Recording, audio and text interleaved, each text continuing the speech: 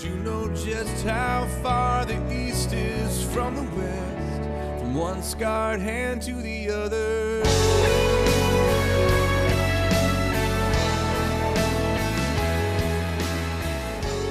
Hey guys, Chuck here again, another show of East to West. Hey, I got absolutely nothing planned today. I just want to come and just have some fun with you, maybe crack a couple jokes, talk about, not this side, it's this side. It's backwards on the TV, I can't see, it's weird. Okay, this side, this side. We're going to talk about, yes, there we go, thank you. I didn't want to get this misconstrued with a STL symbol for all my Cardinal fans out there. But anyway, hey, get out and enjoy this beautiful, well, today that I'm taping it, enjoy it. I hope you're out enjoying this beautiful 80-degree day. I'm loving it. 5 days to Disney. I'm excited. I don't know what I'm going to do first. Probably eat. I like to eat. I don't know. I told my wife I'm getting some ears this year, but we'll have to see if I come back with any. But yeah, I'm excited. It's my celebration trip. Actually, today, this afternoon, I get to go hang out with 4 doctors. And of course, I got to meet each one of them individually. No conspiracy there, I don't think so. But anyway, I'm excited because, like I said last Thursday, I got the all clear. So this is just academic for me. Just get to go in and say, hey, thanks for everything. How you doing? Set me up for my next test in the year, which is going to be awesome because if I pass the first one, I know I'm going to pass the second one. How about the Cubs last night? Jason Hayward, grand slam. Smoked those Pirates. I love it. A little revenge for what they did to us. But, and if you check your local standings, as of today, I think the Cardinals are actually in the cellar. Shh. Don't tell nobody. We don't want them to realize where they're at and start winning and get out of that sucker. We want them to stay right where they're at. We want them to win the division. Best ideal season for me, win the division, win the World Series again. Cardinals end up in the cellar. But I'm not a hater. But anyway. Yeah, so just get out and enjoy this beautiful day. Enjoy this beautiful weekend coming up. It's going to be great. I'm excited about my trip. I can't wait. I usually have a big fear of flying. But I figure if I can beat cancer, I can beat my fear of flying. I remember one time we flew out of Seattle in a thunderstorm, and I'm kidding you not. When we were going through the thunderstorm clouds, the wings were doing this, like a bird. And I said, oh, you got to get me out of here. I thought I was going to die. But once we got up over the clouds, it was smooth sailing. So that's kind of like a metaphor for life. Whatever you're afraid of, you're looking at that big storm cloud ahead of fear. When you take off, you're nervous. Start going through the storms, you may end up being terrified. But once you get, somebody's outside talking. Once you get over the clouds, smooth sailing. And then you realize it wasn't so bad. It wasn't so rough. So yeah, I'm looking forward to flying. I have to take off in a little bitty airplane, of course. Can't fly in a big plane. Got to fly in a little plane to Chicago. And then hopefully the one to Orlando will be a little bigger. Hopefully more people will be wanting to go to Orlando this time of year than will be wanting to go to Chicago. So hopefully the plane will be a little bigger. But anyway, so yeah, I'm excited to get down there. I'm excited to enjoy the warm weather. I'm really excited to see the animals. We're staying at the Animal Kingdom Lodge. We have a Savannah view. It's going to be really cool. Hopefully a giraffe will come along and have coffee with me one morning. I don't know. We'll see. Or maybe lick my coffee. I don't know. Probably lick my coffee. Probably wouldn't drink coffee with me, but that's okay. And the lions and all that stuff. I'm excited. I feel like a kid again, and it just feels like I've been reborn again after all this cancer stuff. And so, it just goes to show that no matter what goes on in life, yes, there's going to be struggles. There's going to be times of hardship. There's going to be times of doubt and worry and fear. But if you just keep persevering and you just keep trusting God, and you find people, once again, I'm gonna mention that group mentality thing again. Find people that can uplift you and encourage you and walk alongside you. You can get through anything. I'm telling you, you can do it. I didn't think I was going to be able to do it. When I was at my worst, I didn't think I could do it. Even though I had a strong wife and all that stuff going on, I just couldn't see beyond the pain and the fear of all the support that I had around me. So just reach out to people, whatever you're going through. Like I said, just enjoy this beautiful day. I'm excited to be here. I love taping here. It's cool. It's kind of a cool little room here. Behind the curtain here is, that's where I stay when I'm not taping. No, just kidding. Just kidding. But anyway, that's where we keep all the Cardinal fans, behind the curtain. No, just kidding. You can edit that, right? We can edit that. We can edit that part. This show is supposed to be about, people be like, your show is always supposed to be about inclusiveness. You talk about inclusiveness, but man, you sure do hate on those Cardinal fans. You know why I hate on the Cardinal fans? Because 45 years I've heard nothing but junk. We win it this year. You think any Cardinal fan could say, hey, well done, good job? Nope. I hear the old adage, hey, a squirrel finds an acorn every now and then, you know what I mean? And I'm like, really? Come on. Come on. Have some love for the Cubs. We won it after 108 years. And their rings, boy, if you ever get a chance to check out their championship rings, they put 1,908 diamonds on that ring. That thing is the size of a hand. I mean, it's probably about, I'd say about that big around. It's huge. And what was really cool is they gave one ring out to every person in the organization. Minor league, major league, corporate office, old players. Sammer got a ring. Who else got a ring? Rick Sutcliffe got a ring. All the old timers got a ring. I mean, it's just exciting to see because it was such a family thing for the Cubs to win the World Series. I mean, it was just exciting. I mean, I remember when they won it. You know, this old timer went to bed. I went to bed after the ninth inning. I said, forget it. The Cubs are going to lose. I'm not going to stay up. I just had my surgery. I was tired. I was like, forget it. So I'm in bed chilling, and then my wife is, of course, checking her phone. Okay, like, oh, hey, honey, they scored another run. Honey, the Cubs scored another run.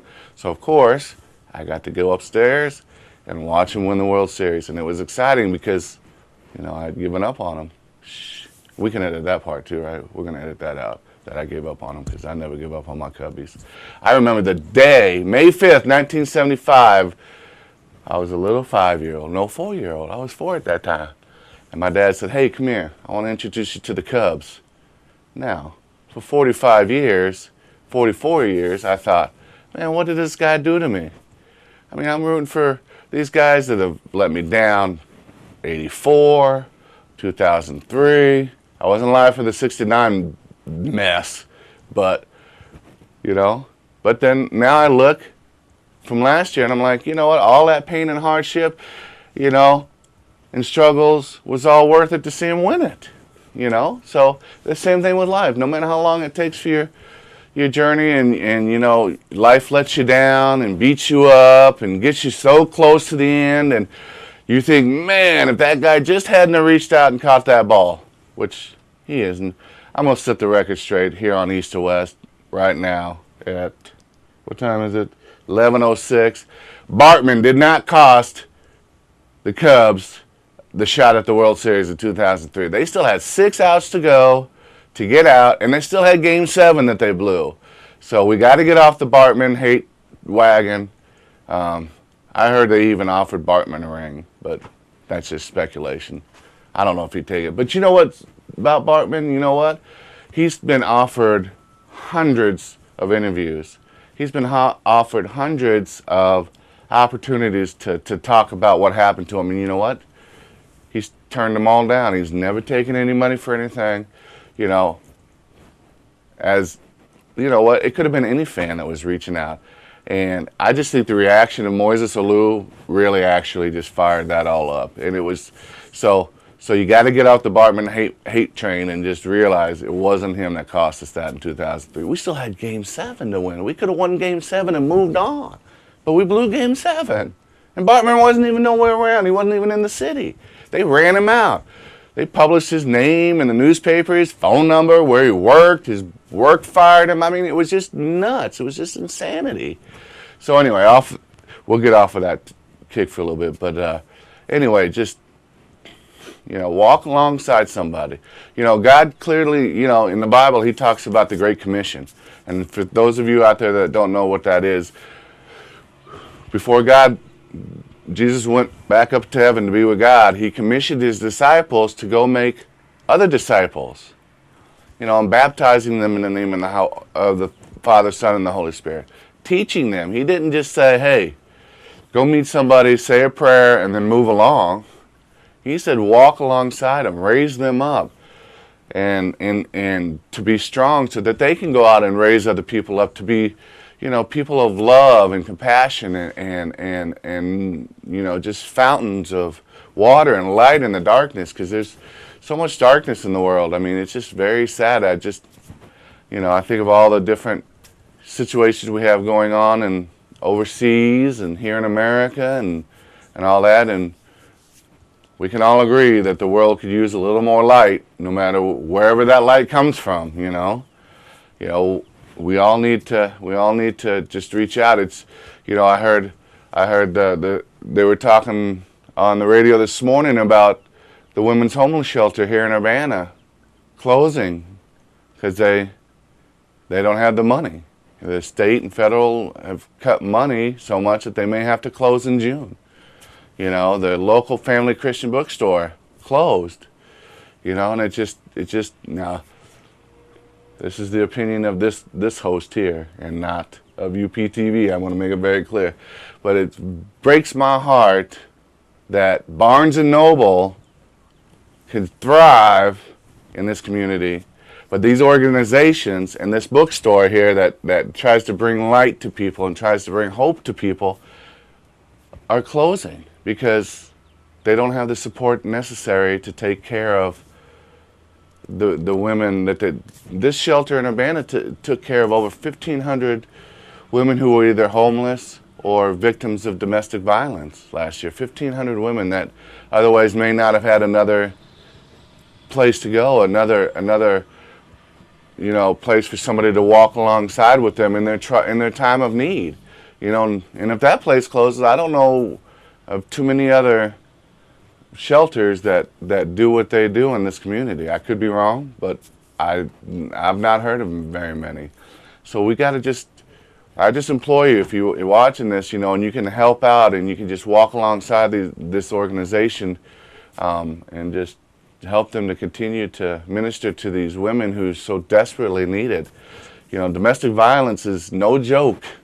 It's terrible. It's one of the darkest forms of evil for me. I just believe that, that when we're called to love each other, especially in the bonds of marriage, and then, that gets broken by violence, it just breaks my heart, and it just makes me sad, and I think we still live in a world where, and I think it's getting better, but I think we still live in a world where, unfortunately, the woman has to really work hard to try to prove, that anything happened, and it's just sad,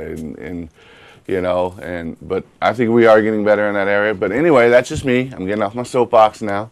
But if you can just, find a way to help, and reach out to the organization or to the women that they serve, and just, because there's also children involved. And a lot of these women have children, and, the women, it shouldn't be a victim, and the children as well should not be victims, and we got to be able as a community, especially in this community. I just don't understand it in this community where we love ideals and we love morals and we love, that concept of being free. We should be, willing to help each other out. So anyway, it's just sad to me. I've known some people that have gone through that issue, and it just sees how that just changes them on the inside too. It's not just physical, but it's also mental. So anyway, on a much lighter note, we're gonna go back and talk. You guys got anything to talk about? They can't hear. I can't hear them, right? I could. That'd be kind of fun if you could do like a two-way TV program. Like they could hear you talk. No, I probably wouldn't want to hear what they were saying, especially all the Cardinal fans. But anyway, it's going to be a real short, brief show today. I'm excited to be able to stand here and share my thoughts with you again. I just like doing it. I hate writing stuff down. I like writing stuff down because it kind of keeps me from going all over the place. But sometimes I just like to just come in here and joke around and have fun and just enjoy it. Now, I was a little nervous when the Cubs won the World Series because there was a long-standing joke that ran. Well, you can't really use it anymore because they won it. But I'm gonna tell the joke as we close because it was kind of funny.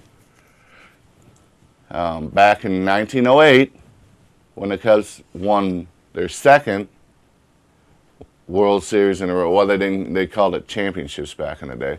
So technically, let's back up here. Let's give you a little fact here. So the Cubs have never. This is their first World Series win ever as a Cubs organization, because back in 1908, 1909, it was called the Baseball Championship. They didn't start calling it the World Series until, anybody out there? Any guesses? Any guesses? 1914 was the first year that they started calling it the World Series. So technically, up until last year, the Cubs have never won a World Series. And to correct all those people out there, the Cubs were actually in the World Series in 1945. Yes. And how did they get to the World Series? Anybody? Anybody? Anybody? Because the war had shortened the season. And who was in first place at the time? Who were the two teams in first place at the time? The Tigers and the Cubs. So they decided to have the World Series.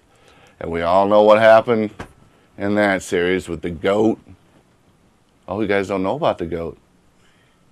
About the GOAT. There was a guy that used to bring his GOAT to the ball game. And he brought it to, I can't remember what game it was. Game 3 maybe of the World Series. And people were complaining about how the goat smelled, and it was terrible. And so finally the ushers made him leave with his goat, and he went out on the Waverly Avenue, and he proclaimed that until they let the goat back in, the Cubs will never win a World Series ever. Cubs went on to blow the next 4 games, lost the World Series to the Tigers. And of course, many songs were written about the goat, many fairy tales, folklore was talked about the goat. They even built a bar and named it after the goat. I mean, it was just a mess. And up until about 20 years ago, there was a ritual. The guy would start from that point on in 1945. Every home game, he would walk his goat around Wrigley. And then obviously when he passed, his son and then his grandson started doing the tradition until Chicago passed an ordinance that says goats, can't be walked on the streets. Yeah. So anyway, so that's kind of fun. So, yes, it was actually called the Baseball Championship. Oh, back to my joke. Yes. All right, here we go. Here we go. You guys will like this. You ready? Drum roll, please. All right. So 1908, the Cubs have just won back-to-back World Series. Now, God is so impressed with this fact that he actually comes down, starts congratulating each of the players, one by one. He gets about halfway through, and he looks at his watch. Yes, they had watches back then. And says, oh, I just realized something. I got to get back to heaven and take care of something, but don't do me something. Don't do anything until I come back. Crickets. Come on now, that's funny. That's funny. Don't do anything until I come back. And obviously they adhered to it, but last year so that's why you can't tell a joke anymore, because we all know the old adage is completely useless by September. Can't say that anymore. Especially after last night's game. 10-1. Whew. Hayward hit a grand slam. Rizzo hit a home run. Rizzo had like 6 RBIs last night. I love it. I'm excited. It's fun to be a Cubs fan this time. This time of life. What really drives me crazy? This is what I'm going to end on. This is what really drives me crazy. Not in a bad way, in a good way. It's okay. I see little 10-year-olds running around with World Series championship T-shirts. That's not fair. It's not fair. 10 years old.